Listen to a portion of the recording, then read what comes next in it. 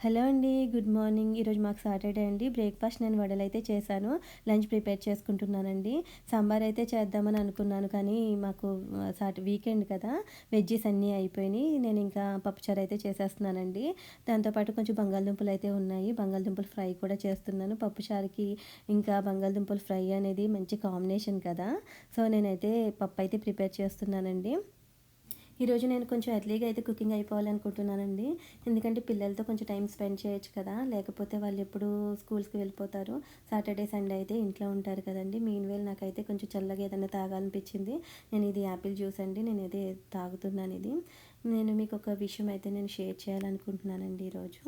అదేంటంటే నాకు ఇద్దరు పిల్లలండి. ఫస్ట్ అయితే పాప. తను పుట్టినప్పుడు చాలామంది రిలేటివ్స్ అయితే చూడడానికి వస్తుంటారు కదా! అలానే ఒక ఆయనైతే వచ్చారు. ఆయన చెప్పారు. ఆయన మంచిగా చెప్పారు ఆయన. ఆయన ఏం చెప్పారంటే, "చిన్న పిల్లలు కదమ్మా! బాగా చూసుకొని ఒక్కదానివే ఉంటావు కదా! పడితే ఏదైనా స్టిచెస్ అన్నీ పడితే వాళ్ళకొక గుర్తు కింద ఉండిపోతుంది. ఆడపిల్ల కదా! అలా అయితే బాగోదు" అని చెప్పారండి. ఆయన చెప్పిన మాటలైతే నాకు మైండ్‌లో బాగా ఫిక్స్ అయిపోయినాయండి. తర్వాత పాప ఆడుకుంటున్నప్పుడు ఎక్కడికైనా పార్క్‌కి వెళ్ళినప్పుడైతే నేను చాలా కేరింగ్‌గా అయితే చూసేదాన్ని. అవును కదా! మళ్ళీ ఎక్కడైనా పడిపోతే స్టిచెస్ అవి పడతాయి. ఇదే నాకు మైండ్‌లో ఎప్పుడు తిరుగుతూ ఉండేది. ఆయనకి కూడా నేను ఎప్పుడు ఫోన్ చేసినా ఎలా ఉన్నారు ఏంటి అని అడిగి, "పాప ఎలా ఉందమ్మా? జాగ్రత్తగా చూసుకో స్టిచెస్ అవి పడకుండా చూసుకో అమ్మా" అనేవారండి. తర్వాత ఇలా అయితే నా దగ్గర ఉన్నంత వరకు నేనైతే చాలా బాగా చూసుకుంటూ వచ్చాను. ఎవ్రీ టైమ్ నేనైతే ఉండలేను కదా! నాకు సెకండ్ ప్రెగ్నెన్సీ అయితే కన్సీవ్ అయ్యానండి. అయినప్పుడు నేను డెలివరీకి మా అమ్మ వాళ్ళ ఇంటికైతే వెళ్ళిపోయాను. డెలివరీ టైంలో మా హస్బెండ్ కూడా వచ్చారు. అక్కడికొచ్చినప్పుడు నేను హాస్పిటల్‌లో ఉన్నానండి. నాకు సి సెక్షన్ అయితే అయింది. థర్డ్ డే అనుకుంటాను. పాప నాతోనే ఉన్నది అప్పటి వరకు. ఇంటికి వెళ్ళింది. ఇంటికి వెళ్ళి ఒక హాఫ్ అన్ అవర్ తర్వాత ఏడుస్తూ వస్తుందనమాట. ఏంటి ఏడుస్తుందని చెప్పి తీసేటప్పటికి ఆ పాప మొత్తం బ్లడ్ అండి డ్రెస్ నిండా. నాకు చూడగానే అయితే నాకసలు మాటలు రాలేదనమాట. చాలా ఏడుపొచ్చింది నాకు ఆ పాపని చూసి.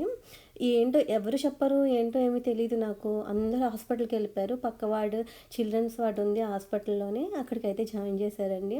నాకైతే నా నా నా పక్కన నా బేబీ అయితే ఉంది. పుట్టిన బేబీ అయితే ఉందండి. ఆ బేబీని వదిలేసి నేను వెళ్ళలేను కదా! అక్కడ నర్సెస్ అది ఉన్నారు. వెళ్ళొద్దు మీరు టెన్షన్ పడకండి అనేసి అన్నారు. ఎవరు ఫోన్స్ చేస్తుంటే ఎత్తట్లేదు. ఒక హాఫ్ అన్ అవర్ అయితే ఆ దేవుడికే తెలియాలండి నేను ఎంత టెన్షన్ పడ్డానో.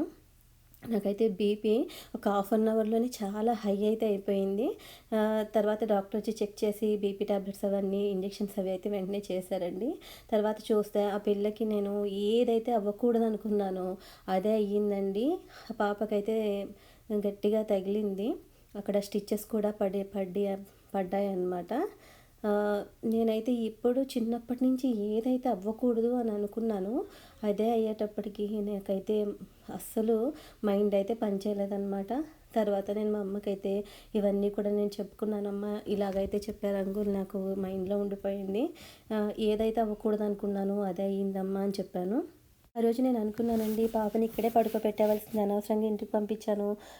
లేదంటే ఇక్కడే ఉంటే పడకుండా ఉండేది కదా అని చెప్పి నేను చాలా ఫీల్ అయ్యానండి. తర్వాత నాకు అర్థమైంది ఎవరో ఒకళ్ళు ఏదో ఒకటి చెప్తా ఉంటారు నెగిటివ్‌గా. అది మన మైండ్‌లో పెట్టుకొని ఏదో జరుగుతుంది అని మనం భయపడకూడదండి. భయపడితే డెఫినెట్‌గా అదే జరుగుతుంది. మన ఫ్యూచర్‌లో జరిగేది ఏది కూడా మనం ఆపలేము కదా! ఏదో జరిగిపోతుందని భయమనైతే ఎవరు పెట్టుకోవద్దండి. నేను ఈ మాటలు మీకు ఈరోజు ఎందుకు నాకు షేర్ చేయాలనిపించి నేను ఇవన్నీ చెప్తున్నాను. మీతో మాట్లాడుతూ నా కుకింగ్ కూడా అయిపోయిందండి. పొటాటో ఫ్రై కూడా నేను చేసేసాను. దీంతో పాటు నేను బ్రౌన్ రైస్ అయితే ప్రిపేర్ చేశానండి. ఈ వీడియోని మీరు లైక్ చేయండి. ఎందుకంటే లైక్ చేస్తేనే యూట్యూబ్ వాళ్ళు ఇంకా ఫర్దర్‌గా నా వీడియోస్ అనేవి కొందరికి పంపిస్తారండి. మరి ఇవి లైక్ చేయండి, షేర్ చేయండి అండ్ నా ఛానల్‌ని సబ్స్క్రైబ్ చేసుకోండి.